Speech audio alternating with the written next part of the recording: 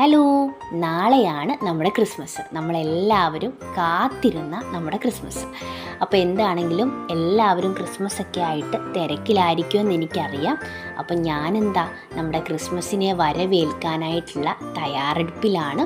അപ്പോൾ നമ്മുടെ ഉണ്ണി യേശുവിനെ ഞാൻ ഇരുട്ട് കണ്ടപ്പോൾ തന്നെ പുൽക്കൂട്ടിൽ വെച്ചിട്ടുണ്ട്. കാരണം 12 മണി വരെയൊന്നും കാത്തിരിക്കാനുള്ള ക്ഷമ എനിക്കില്ല. ഉണ്ണിയേശുവിനെ കൂടെ വെച്ച് മൊത്തത്തിൽ പുൽക്കൂടിൻ്റെ ഭംഗിയൊന്ന് ആസ്വദിക്കുക എന്നതായിരുന്നു എൻ്റെ ലക്ഷ്യം.